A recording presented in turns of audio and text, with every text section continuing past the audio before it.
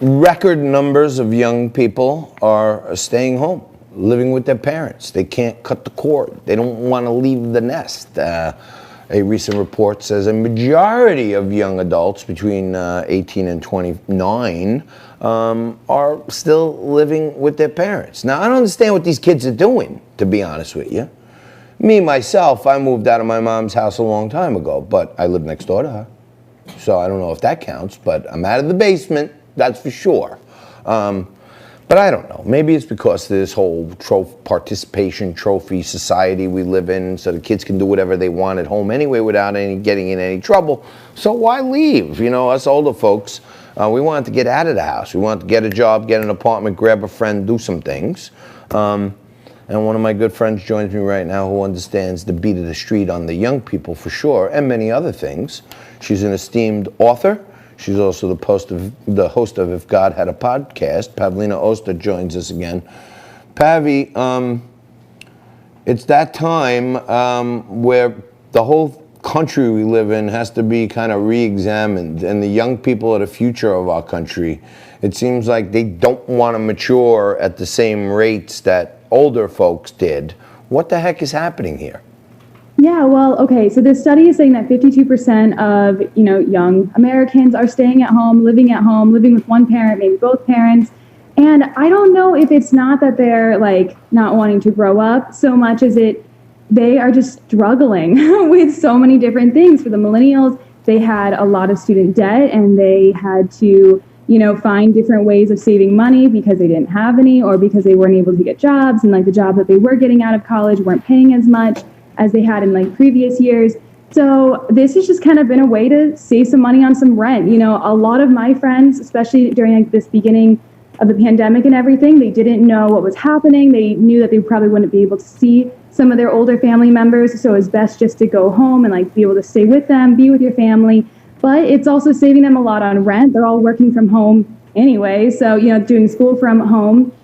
And it also kind of helps with mental health because a lot of young Americans really struggle with mental health, whether it's depression, anxiety, even suicide. And we all know suicide rates and definitely mental health decline has been really high since this whole pandemic has started. So I think it's just a better way for them to cope, but also to save some money.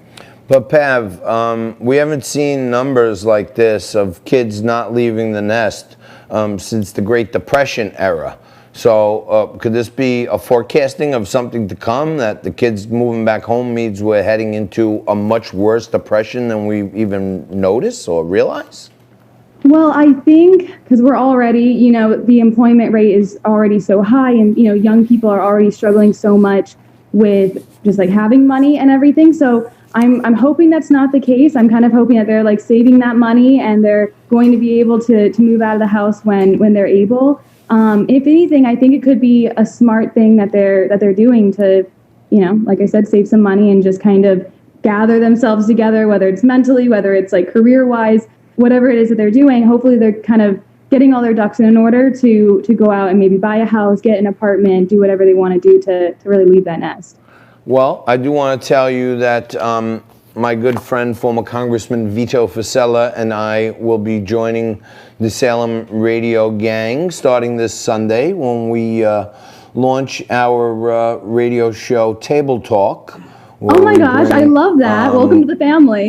all ideas where the best conversations are had is usually right at the kitchen table. And we're going to invite people to the kitchen table every week. And one of the things we're going to be talking about is encouraging young people to go buy a home. This is going to be a great time. The interest rates are so low. First-time home buyers can put down as little as 3% and own a piece of America.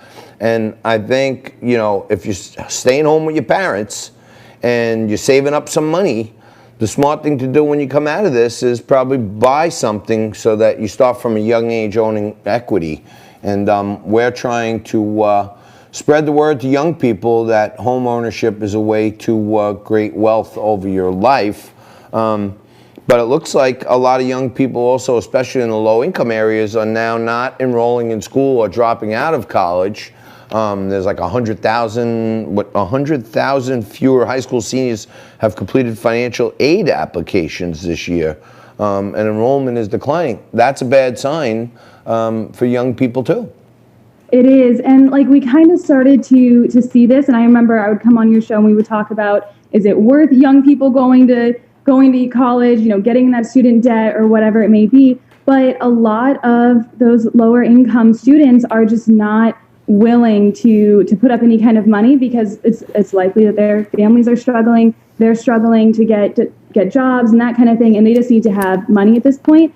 So maybe they're just putting it off for right now, but for the most part, it's looking like they're just like not enrolling at all, or they're just dropping out because they're not seeing where it's worth it. And when you kind of think about it, like my little sister is in school right now. She moved all the way up to New York to go to this amazing school, and she's got 2 classes in school. You know what I mean? Like the rest are online, and it's still very, very expensive for her to go to those classes and attend that school. So, if anything, they're just kind of like not seeing where it's that beneficial, especially because leading up to this, everyone was saying, is it worth going to college?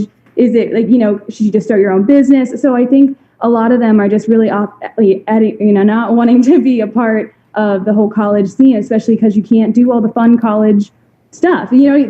There's one thing to take classes, but you can't even like make friends. You can't go to parties. You can't do any of like the fun college things. So what's the point of going? I know my daughter is in Marist right now, up in Poughkeepsie, New York, and she's living there. She has a couple classes in person, but she is saying that it's a little strange. She loves it, which I'm happy about, that she does get to meet some people in class, but they have to wear masks for the whole hour and a half. Yes. And some classes are remote. It's a little crazy. But Pav, let me ask you this. Now, last couple minutes here. You know what time of the month of September it is, right? We just changed over to fall. Yes, of course. And fall is like the greatest season. That, for me, usually brings on an overload of really corny pictures of people who just started dating going to pick pumpkins together. Oh, yes, of course. And, is there anything we can do to ban people from posting pumpkin picking pictures? I mean, it's like, can you do a filter on your Facebook? You know how to do all this social stuff. Do not show me any pumpkin picking pictures. Yes, I mean, there should be some sort of filter for it because it is part of the culture. You know what I mean? Pumpkin spice latte, everything. I got a pumpkin spiced latte candle in my apartment. It smells wonderful. I don't post about it, but that's fine. Yeah. But, I don't think there's a way to filter that out, but maybe. Yeah, you know what I'm talking about, right? They've started dating, they're going pumpkin picking and putting all these cute pictures, and then by Thanksgiving, they're posting these vicious memes about how you don't know what I know. You know what I'm saying? No. And it's the pumpkin picking guy who's no longer in. Yeah, it's so funny to me how people always post so much personal information on social media. Yeah. I've just never been into that. You know what I mean? I'll post like a couple things here and there, like what I'm doing, what I'm up to, but no pumpkin pictures, unless it's with like family or friends. All right, Pav, thank you, Dawn. She's a producer at Salem Media. She's the host of If God Had a Podcast, Pavlina Osta. Thank you, babe. You're the best. All right, we'll take a quick break. We'll come back with Amy Peikoff. She's the Chief Policy Officer for Parler. I'm going to pick her brain on why we keep getting kicked off